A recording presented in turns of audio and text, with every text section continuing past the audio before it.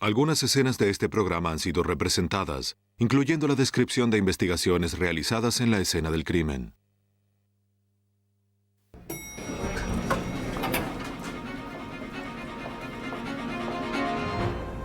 A medida que una mujer joven se debilita, una investigación por homicidio cobra fuerza.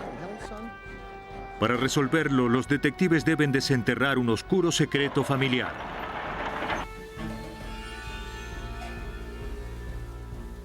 En un círculo de amigos íntimos, 3 de sus miembros mueren misteriosamente. Las circunstancias son sospechosas, pero hay una ínfima evidencia de homicidio.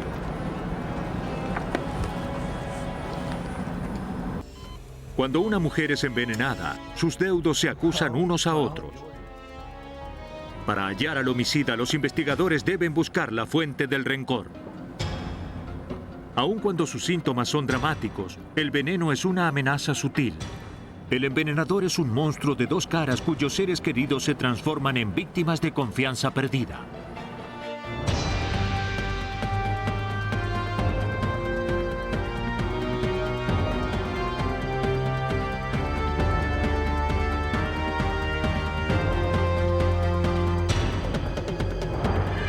Los nuevos detectives. Casos estudiados por la ciencia forense. Hoy presentamos Confianza Perdida. El 19 de septiembre de 1979, Mary Haley se dirigía presurosamente al hospital de la Universidad de Alabama en Birmingham.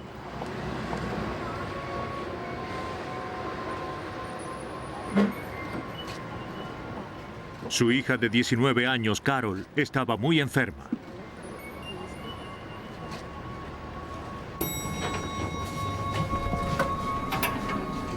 En los últimos 5 meses había sufrido vómitos severos, cólicos estomacales, un deterioro del sistema nervioso y parálisis en sus piernas. Sus manos se deformaron y se volvieron casi inútiles. Mary, una viuda que tenía adoración por su única hija, estaba desesperada por hallar una cura a la grave enfermedad de Carol. 340, Michael Crawford, por favor, llamar al 340. ¿Será capaz de sujetar algo? Sí. Bien. Luego de pasar varios meses yendo de un médico a otro y con su hija prácticamente postrada, Mary estaba al borde de sus fuerzas. Los doctores le dijeron que Carol podía tener un virus o algún otro mal, pero aún no tenían un diagnóstico preciso sobre lo que estaba atormentando a su hija. La enfermedad de Carol también se estaba apoderando de Mary. ¿Mary Haley? Soy Mary Haley. En el primer día de Carol en el hospital de la Universidad de Alabama, un oficial de policía de civil llegó preguntando por Mary. No lo creo. Sí, ¿qué puedo hacer por usted? Preguntó si podía hablar con ella en privado. En realidad, preferiría que habláramos en otro lado. Vuelvo en un segundo, Carol.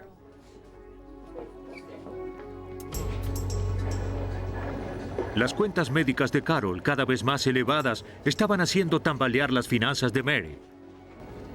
Un banco y una tienda de muebles de las cercanías de Anniston la denunciaron por entregar cheques sin fondos.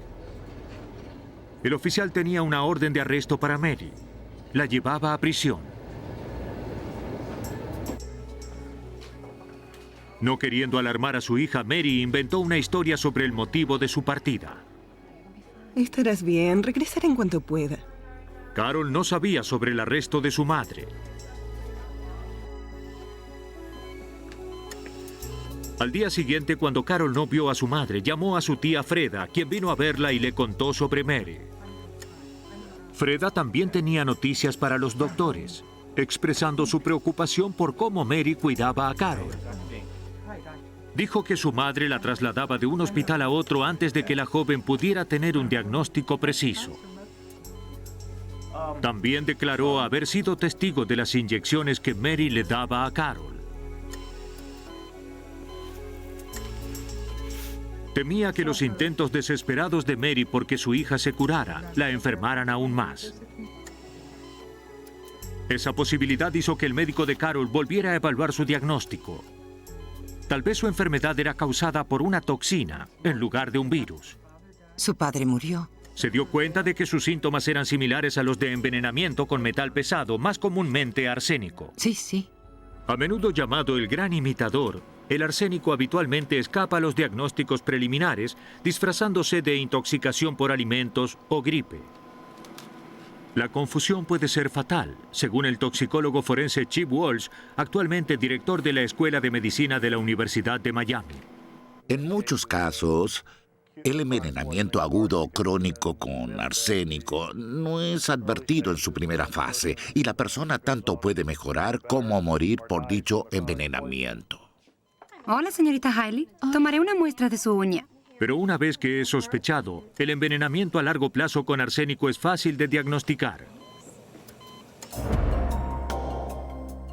Las uñas de las manos de Carol evidenciaban unas líneas anchas que indicaban la presencia de arsénico en el torrente sanguíneo por más de 6 semanas. A raíz de este descubrimiento crucial, se enviaron muestras de cabello y uñas al laboratorio para determinar la magnitud de su envenenamiento. Eso ayudaría a determinar la fuente de su exposición y cuánto tiempo hacía que estaba expuesta. Las muestras son cuidadosamente pesadas antes de ser colocadas en lo que se llama probeta de digestión. La muestra se mezcla con ácido nítrico y sulfúrico y es calentada.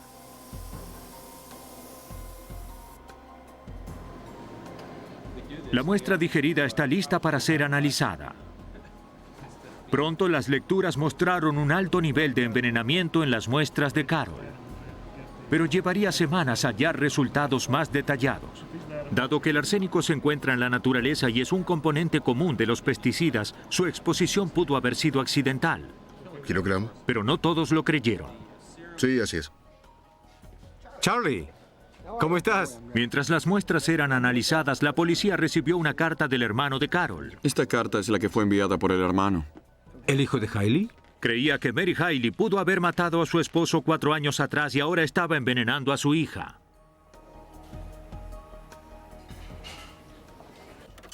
El teniente Gary Carroll, actual investigador en jefe, fue a hablar con Carol Hailey. Durante la entrevista, Carol detalló una serie de acontecimientos que le ocurrieron que comenzaron aproximadamente a mediados de abril de 1979. Carol explicó que en un mes soportó 2 hospitalizaciones.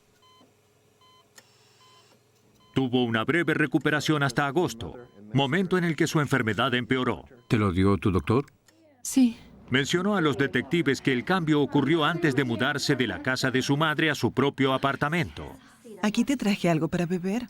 Gracias. Aunque Carol esperaba vivir sola, Mary prácticamente se mudó con ella desde el primer día, limpiando la casa y haciendo más que cocinar. Gracias. Carol, cariño, ¿estamos listos para ir? A los pocos días cayó gravemente enferma, sufriendo desde náuseas hasta severos cólicos. Mary la llevó a un hospital donde permaneció una semana. Pero cuando los doctores no ofrecieron una solución rápida, Mary abruptamente trasladó a Carol a otro hospital. ¿Carol? Carol recordó que en septiembre, mientras ella estaba en el hospital, su madre le dio 2 píldoras de color naranja y 2 inyecciones. Mary le dijo a su hija que aliviarían la parálisis de sus piernas, pero su enfermedad seguía progresando. Aquí viene.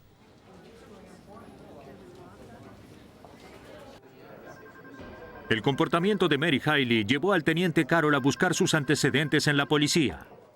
¿Tienes un minuto? Supo que había sido víctima de extraños hechos desde el momento en el que su esposo murió. Quiero que veas esto. Carroll esperaba que los expedientes pudieran revelarle algo. Antes de 1977, nuestro departamento de policía recibió varias denuncias de Mary Hailey, denuncias por vandalismo, acoso telefónico, intento de robo, incendios, etc. Muchas cosas sucedían en su hogar. Mary tenía una colección de denuncias al seguro por daños en su casa, en el auto de su hija y la muerte de su esposo Frank. Viendo un posible motivo, el teniente Carroll verificó el estado del seguro de vida de Carol Hailey. ¿Lo hallaste? Llamaré al forense por esto. Mary era la beneficiaria, pero la póliza había caducado. Bien, nos reuniremos mañana. Según la compañía de seguros, Mary había hecho varios intentos desesperados para renovarla, pero todos los cheques fueron rechazados. Sí. A raíz de la carta enviada por el hermano de Carol Haley, el teniente Carol recibió una copia de los archivos médicos de Frank Haley. Frank y Mary Haley parecían ser una pareja normal y feliz. Hacía 25 años que estaban casados y tenían 2 hijos, Mike y Carol.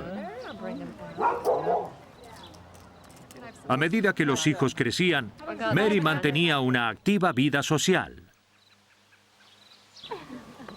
Frank disfrutaba su rol de duro trabajador que ganaba el sustento. Un hombre activo, saludable, era muy difícil que faltara un día al trabajo. Ya regreso. Pero una tarde de mayo de 1975, Frank llegó a su casa retorciéndose por el dolor de estómago. Oh, Se quedó en casa casi toda la semana siguiente. Mary lo atendía día y noche. Pero el estado de Frank empeoró rápidamente. aquí está. Murió en cuestión de días. No, no levantes la cabeza. En ese momento las circunstancias fueron consideradas trágicas, pero no criminales. E incluso parecía inconcebible que una mujer pudiese envenenar a sangre fría a un miembro de su propia familia. Mary Haley simplemente no parecía una homicida. Pero con la perspectiva del tiempo transcurrido, los síntomas de Frank sugerían un clásico caso de envenenamiento con arsénico. Para estar seguros, los investigadores necesitaban exhumar su cadáver. Sería más fácil con el permiso de Mary. Sí. Teniendo en cuenta estos derechos, estaba aún bajo custodia por entregar cheques sin fondos. Negó estar involucrada en la muerte de su esposo. ¿Puede firmar esto aquí, por favor? Y concedió su permiso para su exhumación y autopsia.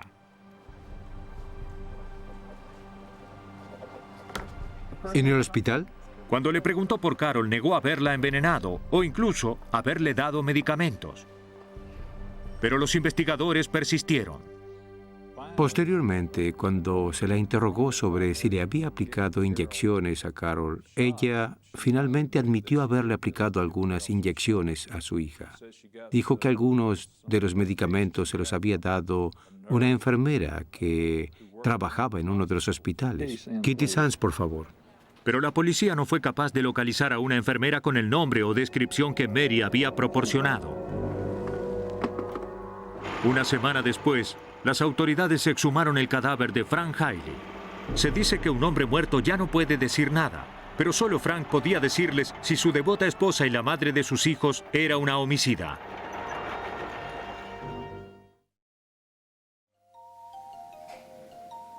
Mientras los investigadores en Alabama recogían cabello y muestras de uñas de los restos exhumados de Frank Haley, llegaron del laboratorio los resultados del análisis de arsénico de Carol. Los análisis evidenciaron niveles anormales de arsénico en toda la longitud del cabello, demostrando una exposición de larga data. La parte del cabello más cercana al cuero cabelludo tenía un 35% más de arsénico que en las puntas, lo que revelaba que recientemente había recibido dosis elevadas. Mary Haley seguía siendo la principal sospechosa del lento y doloroso envenenamiento de su hija. Todo lo que faltaba era la prueba. Y no tardaría en llegar.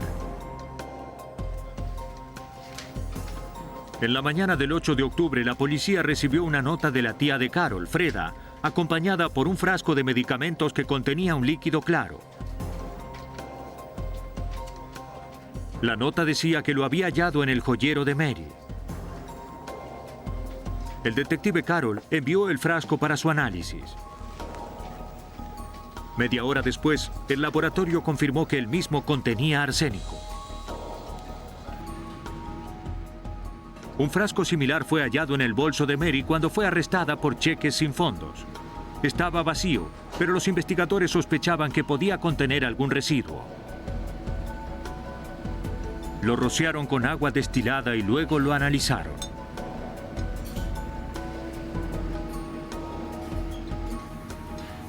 Una vez más, hallaron arsénico. Señora Hailey está bajo arresto por intento de asesinato de su hija. El 9 de octubre se emitió una orden de arresto contra Mary Hailey, acusada por el intento de asesinato de Carol. Cualquier declaración que haga puede ser utilizada en su contra en la corte. Órdenes adicionales se emitieron por entregar cheques sin fondos. Pero esos cargos eran ínfimos en comparación con lo que la policía sospechaba, que Mary Hailey había asesinado a su esposo. Aún no tenían pruebas. Si no está en condiciones de contratar a un abogado, no habíamos recibido ninguna información del Departamento de Ciencias Forenses de Alabama sobre el resultado de la autopsia de Frank. Y estábamos esperando eso. Y mientras tanto, pagó la fianza y salió libre por el intento de envenenamiento y también por los 2 cargos de estafa. Pero Mary no podía sentirse demasiado aliviada. Los mismos análisis que hallaron arsénico en el cuerpo de su hija fueron utilizados en las muestras tomadas de su difunto esposo. Y los resultados coincidieron. Frank Hailey había sido envenenado. La evidencia mostró que el veneno fue suministrado paulatinamente con una gran dosis al final. El 11 de enero de 1980, el gran jurado del condado de Calhoun condenó a Mary Hailey por asesinato en primer grado. Hailey fue condenada a cadena perpetua más 20 años por el intento de asesinato de su hija. Pero Mary Hailey terminaría cumpliendo solo una parte de su condena. Después de 3 años, manipuló al guardia para que confiara en ella y le concediera un permiso de 3 días. Cuando llegó el momento de regresar, quedó claro que Mary había escapado. Pero su fuga no duraría mucho. Una semana después fue encontrada aparentemente intentando ingresar en una casa. Sus ropas estaban empapadas y parecía delirar. Sufrió un ataque cardíaco masivo y murió esa misma noche. Mary Hailey fue enterrada cerca de su esposo, el hombre que había envenenado. ¿Por qué una aparentemente devota esposa y madre envenenaría a los miembros de su familia? Tal vez el dinero fue el móvil original, pero al caducar el seguro de vida de su hija Carol, no existía un motivo financiero para su muerte. Tal vez en la mente de Mary Hailey, asesinar se convirtió en su único motivo.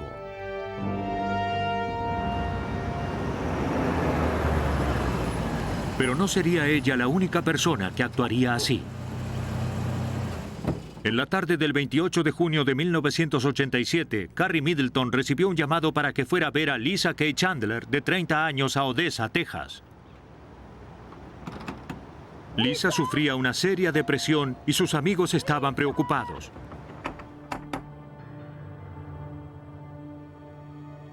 ¿Lisa? ¡Lisa! Carrie halló a Lisa en su cuarto. Estaba muerta.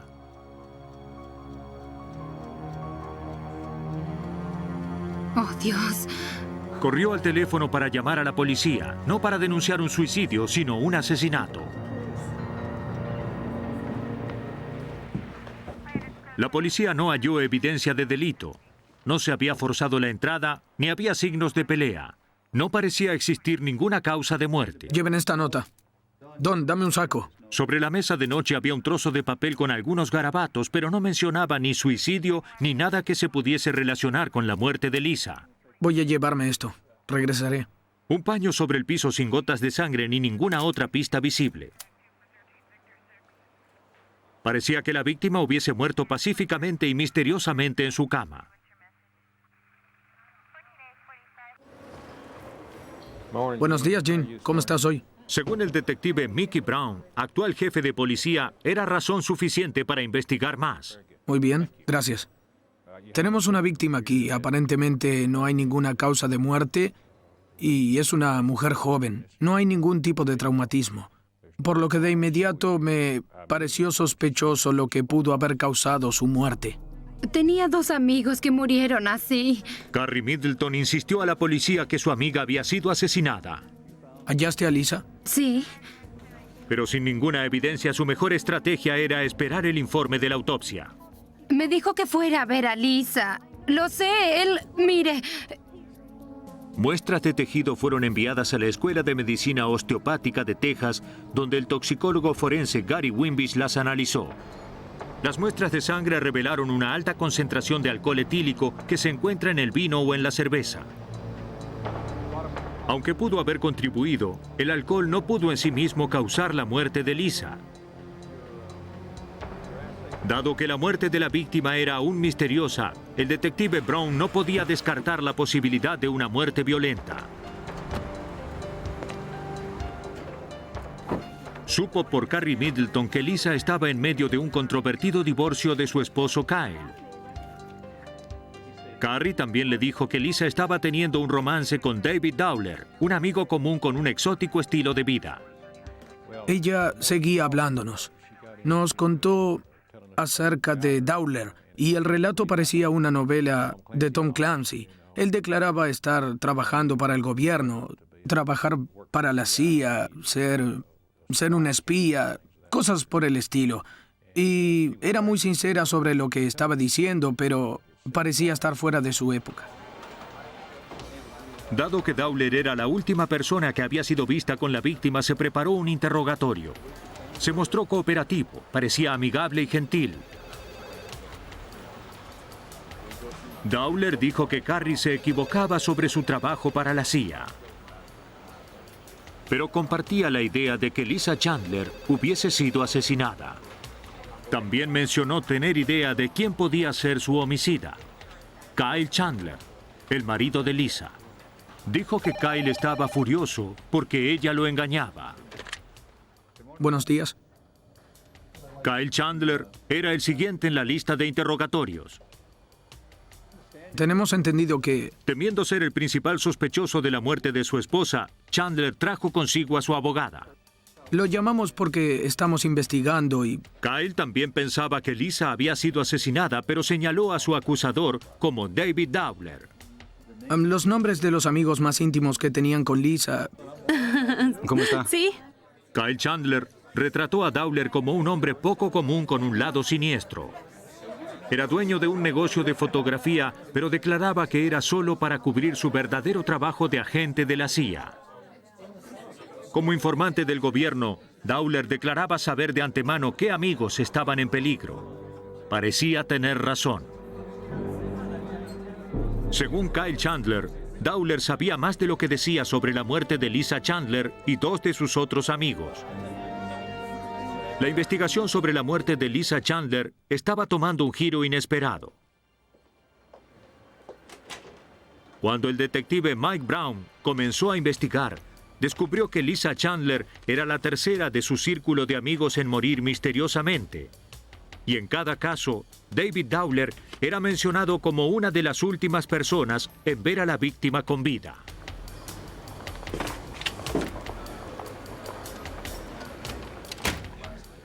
Cuatro años antes de la muerte de Lisa Chandler, otra de las amigas de Dowler tuvo un destino similar. Lisa Craig fue hallada sin vida como si hubiese muerto mientras dormía. No había señales de que se hubiese forzado el ingreso a su casa, ni ningún signo de violencia en su cuerpo. Lo único sospechoso eran notas garabateadas en su Biblia.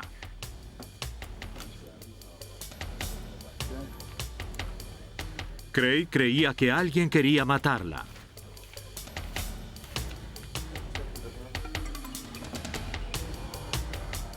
Craig tenía antecedentes de anorexia. Una autopsia no halló otra evidencia, por lo que el médico forense estableció que su muerte era resultante de su estado. Sin embargo, dado que no había una causa específica de muerte, dejó su expediente abierto y guardó sus muestras de tejido. Hola, ¿qué tal, señora? Hola. ¿Cómo está? 3 años después, el siguiente en morir fue el socio de Dowler, Juan Casillas. Después de que Dowler fue despedido de su empleo en una compañía petrolera, él y Casillas abrieron juntos una tienda de fotografía. Esta además viene con un flash y también tiene un zoom y todo el De resto. acuerdo. En 1986, Kyle Chandler halló a Casillas en su casa muerto en el piso de la cocina. La autopsia reveló la presencia de una sustancia sin identificar en sus tejidos. Se guardaron muestras según la política del hospital, pero no se determinó ninguna causa de muerte. El detective Brown se preguntaba ahora si Kyle Chandler hizo más que descubrir a Juan Casillas muerto. Comenzó a pensar que tal vez él lo había matado. Brown se enteró que Juan Casillas estaba casado con Lisa Chandler antes de que Kyle se casara con ella. Primero murió Casillas y ahora Lisa estaba también muerta. Eso le dio a Kyle Chandler una conexión directa con 2 de las 3 muertes misteriosas en su círculo de amigos. Pero Kyle Chandler no era el único sospechoso. En cada una de las 3 muertes, David Dowler hizo una llamada que posibilitó el hallazgo del cuerpo. Tengo una tienda de revelado de fotografías. El detective Brown tenía 3 muertes y 2 probables sospechosos. Necesitaría ayuda para resolver el caso. Recordó un ofrecimiento que le había hecho Carrie Middleton con respecto a David Dowler. Ella estaba convencida de que Dowler era el asesino, quien vivía alguna fantasía perversa. Quería tener la posibilidad de probarlo. David Dowler pudo simular ser un agente del gobierno, pero Carrie Middleton estaba a punto de efectuar un trabajo de espía. Teníamos un total de 16 horas de grabaciones suyas, efectuadas en 3 oportunidades. Él dominaba totalmente las conversaciones, hablaba constantemente. La mayoría de lo que decía eran tonterías. Pero en una de las conversaciones describió cómo asesinar a alguien colocando cloroformo en la ventilación de su auto. Luego detalló un posible método que el asesino pudo haber utilizado para matar a Lisa Chandler con cloroformo. Dowler ofreció una descripción detallada de cómo Lisa Craig y Juan Casillas habían sido probablemente asesinados utilizando cianuro. Luego le dijo a Carrie que temía que fuera la próxima. Podían ser tanto la confesión velada de un asesino en serie demente, las divagaciones de un hombre desesperado por llamar la atención, o ambas cosas.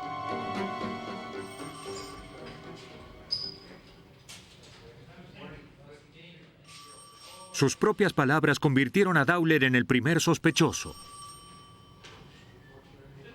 Pero la prueba de sus palabras tenía que ser verificada en su laboratorio. Las muestras de tejido de Lisa Craig y Juan Casillas fueron enviadas a Gary Wimbish para que se hicieran pruebas de cianuro. Los resultados fueron contundentes. Tanto Craig como Casillas fueron asesinados con cianuro. Para analizar a Lisa Chandler, Wimbish utilizó un gas para detectar rastros de cloroformo. Una minúscula muestra de tejido fue colocada dentro de un artefacto que estaba calibrado para mostrar la única huella espectroscópica de los compuestos clóricos. Este es el interior, Sí. y aquí... El análisis reveló que Lisa Chandler tenía suficiente cloroformo en su cuerpo para matar a 7 personas. Bien, muy bien. Oculto tras su propia e incesante conversación, finalmente se reveló el verdadero David Dowler. Una vez que verificamos a través de la autopsia y de los resultados toxicológicos que así era como las víctimas habían muerto, sabíamos que teníamos a la persona que buscábamos. David Dowler no era un amigo preocupado ni un agente del gobierno, sino un asesino en serie muy enfermo y peligroso.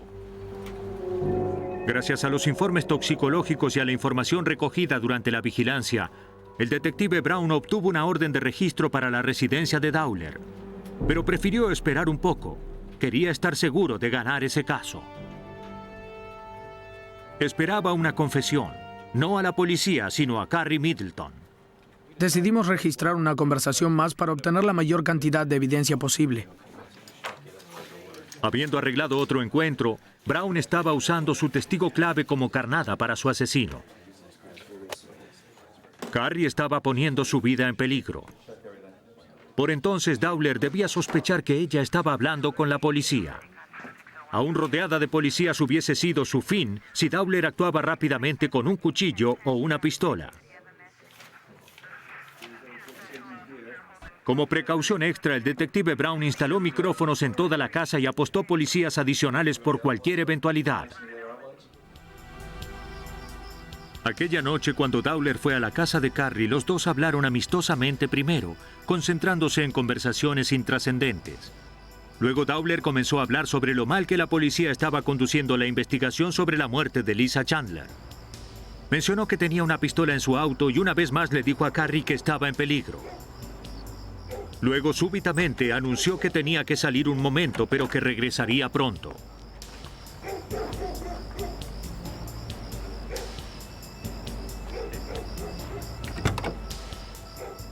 Era suficiente para el detective Brown.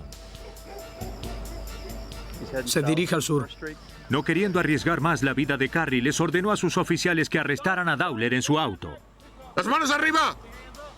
¡Sobre sus rodillas! ¡No se mueva!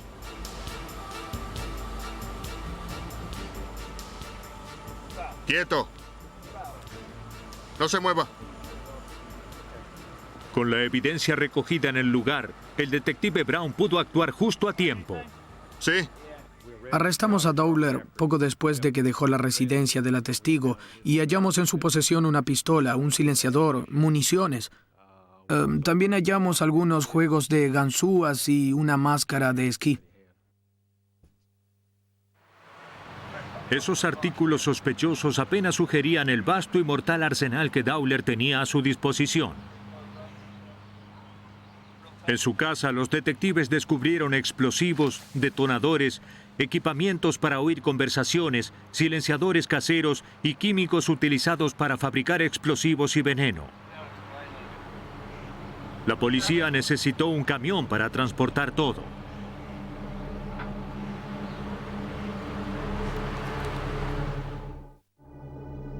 El laboratorio de Dowler fue la incubadora para los 3 asesinatos.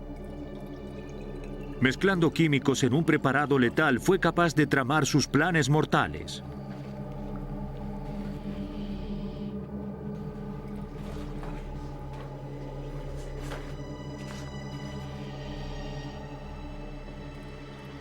Negó haber matado a Lisa Chandler y dijo a los investigadores que solo había intentado ayudarla. Bien, deberías ser franca sobre lo que realmente te molesta. Primero dijo que había escrito preguntas sobre su relación.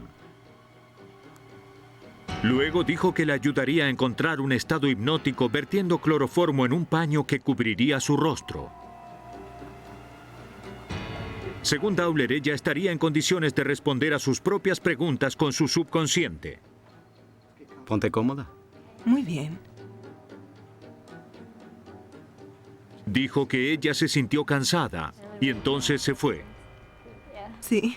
Dowler declaró que debió tomar más cloroformo por su cuenta para cometer suicidio. Los investigadores no le creyeron. No había ninguna botella de cloroformo en la escena.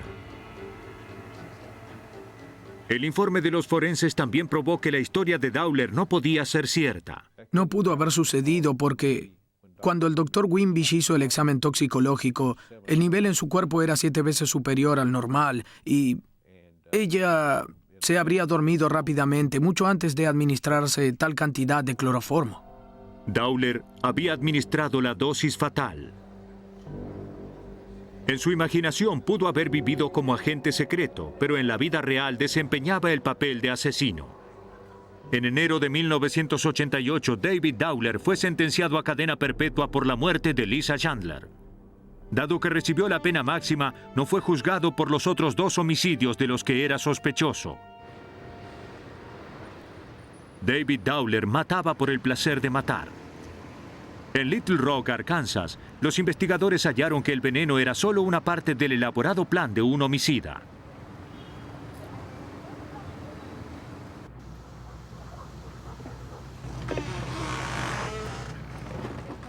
Georgia Weaver había ido a vivir recientemente con su hermana Jenny Allen.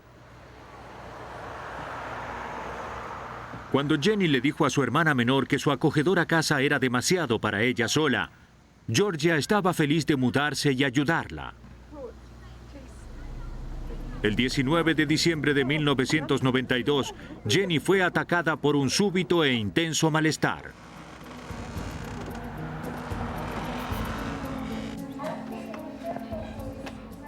Georgia, que también se sintió mal, llevó a su hermana al hospital. Durante 2 semanas, los doctores buscaron la causa de sus síntomas pensando que pudo intoxicarse con alimentos. Cuando su estado empeoró, ordenaron un análisis por envenenamiento con metal pesado. Los resultados demostraron que el nivel de arsénico en el cuerpo de Jenny era 20 veces superior al normal. Intencional o accidentalmente, Jenny Allen había sido envenenada.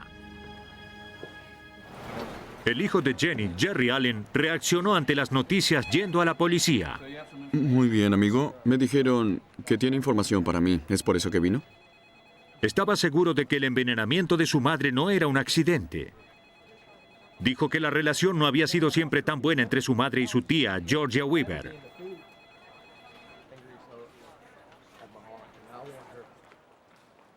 El detective Steve Moore escuchaba la historia de Jerry Allen.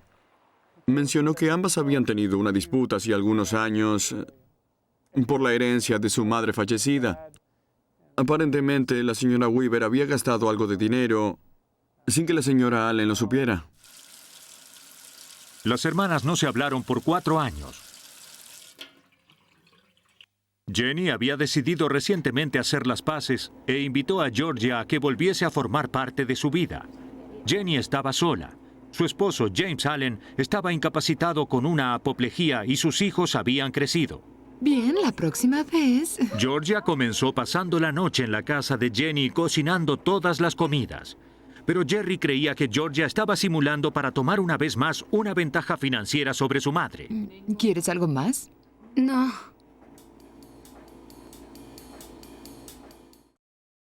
Tres meses antes de que Jenny cayese enferma, Jerry enfrentó a Georgia en la casa de su madre, provocando una terrible disputa. Soy la única que cuida de ella.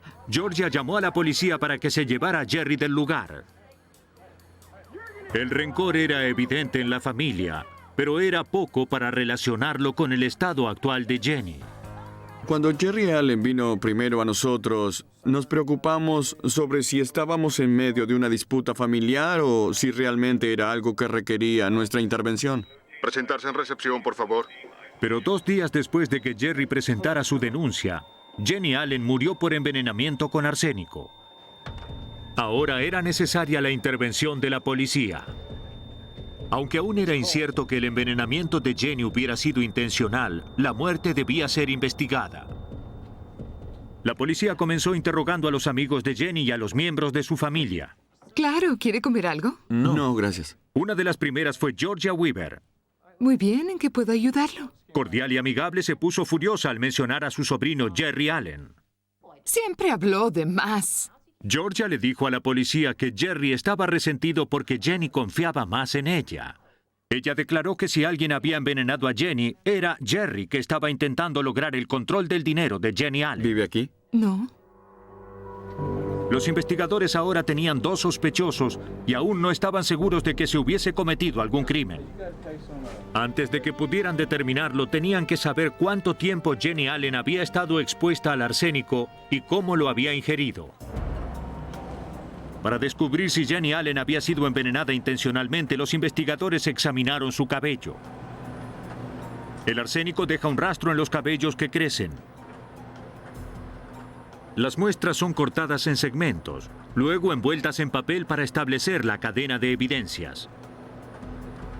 Dado que las bolsas plásticas pueden contaminar las muestras biológicas, los laboratorios utilizan papel como envoltorio. Cada segmento es analizado individualmente. La duración de la exposición de una persona puede ser determinada viendo cuánto veneno contiene el cabello. Según el criminalista Gary Lawrence, no es extraño hallar arsénico en cada muestra de cabello. La mayoría de la gente tiene un nivel normal de arsénico en el cuerpo, y si reciben, de alguna forma, una cantidad de arsénico anormal al cuerpo, creo que éste halla la manera de eliminar una parte. Si el arsénico estuviera en el medio ambiente, los investigadores esperarían hallar minúsculos vestigios a lo largo del cabello. Si el veneno hubiese sido administrado intencionalmente, habitualmente aparecería una gran dosis en la porción de cabello más próxima al cuero cabelludo. No creo que sea muy fácil ocultar un envenenamiento con arsénico. Puede ocurrir, pero aun cuando se suministren dosis a largo plazo, incluso en niveles bajos, la concentración de arsénico en el cuerpo se hará evidente. El informe mostró vestigios normales de arsénico en la mayoría de la longitud del cabello. Pero en el segmento cercano al cuero cabelludo, el nivel de veneno era 13 veces superior al normal. El resultado sugería que la muerte de Jenny Allen no había sido un accidente. Quiero que la vacíen por completo. Para hallar la fuente de arsénico, la policía registró su casa y confiscó todos los alimentos y medicamentos que hallaron. Alrededor de 100 elementos en general. En el laboratorio criminal del estado de Arkansas, cada muestra fue bombardeada con rayos X, en una técnica llamada fluorescencia con rayos X.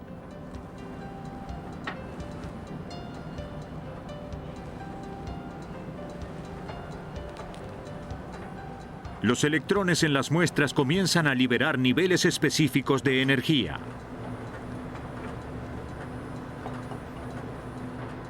El laboratorio buscaba niveles de energía característicos del arsénico. Las pruebas de laboratorio de las muestras tomadas de la casa de Jenny Allen tardarían varios meses en ser completadas. Como la sospecha comenzaba a concentrarse en Georgia Weaver, los investigadores descubrieron más elementos para incriminarla.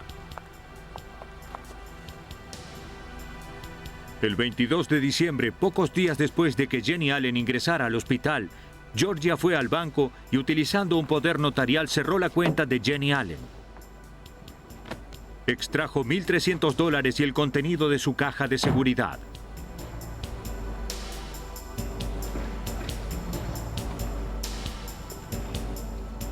Georgia fue arrestada en su trabajo, un motel de la zona. Soy el detective Dan Smith. Está arrestada. ¿Por qué? Tenía en su posesión alrededor de $1,000, el auto de Jenny Allen, una tarjeta de crédito y un poder notarial. Quiero a mi abogado ahora. Una inspección más minuciosa hizo que los investigadores advirtieran un curioso detalle en el poder notarial. Sí, vea si conoce a estos sujetos. En dicho documento que traspasaba legalmente los derechos de Jenny a Georgia Weaver, tanto el nombre de Jenny como su firma estaban mal escritos. Para obtener una muestra real de la escritura de Georgia, la policía hizo que escribiera varias veces su nombre y el de Jenny frente a testigos. ¿Ya terminé? Oh, no, aún no hemos terminado. Las firmas fueron enviadas al laboratorio criminal del estado de Arkansas para su análisis. La caligrafía conocida de Jenny Allen fue comparada con la versión de Georgia. Marcas de presión. Las diferencias iban más allá de las faltas de ortografía, según Dawn Reed, jefa de grafología. Y allí hay marcas de presión que son completamente diferentes. Se advierten grandes diferencias entre los hábitos de espaciado, en la caligrafía del documento cuestionado y la caligrafía conocida de Jenny Allen. La letra mayúscula J era una J de 2 trazos que Jenny Allen solía escribir y en el documento en cuestión era muy distinta. Pero cuando Reed comparó las firmas escritas por Georgia Weaver con la existente en el poder notarial, supo que era obra de un falsificador. Identifiqué positivamente a Georgia Weaver como la autora de la firma de Jenny Allen en el poder notarial, lo que fue totalmente concluyente. No había ninguna duda, ella la había escrito. La posibilidad de que otro individuo lo hubiese hecho es nula.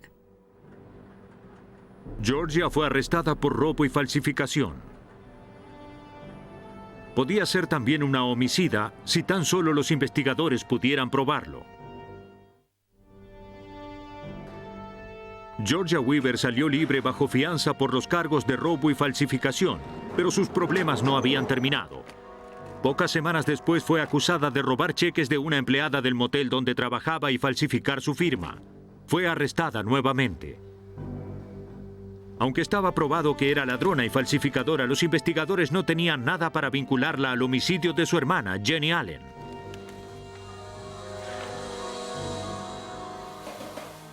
Luego, una colega reportó el hallazgo de una botella de veneno oculta donde Georgia dejaba siempre su bolso.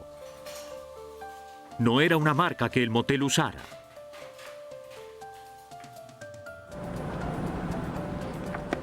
Fue enviada a la policía y luego remitida al Laboratorio Criminal del Estado de Arkansas para su análisis. El ingrediente activo era arsénico. Tal evidencia, tangible pero circunstancial, era lo primero que conectaba a Georgia con el veneno. Ahora los investigadores necesitaban vincular la fuente del veneno con su hermana. En agosto de 1993, los minuciosos análisis de los elementos de la casa de Jenny Allen habían sido completados.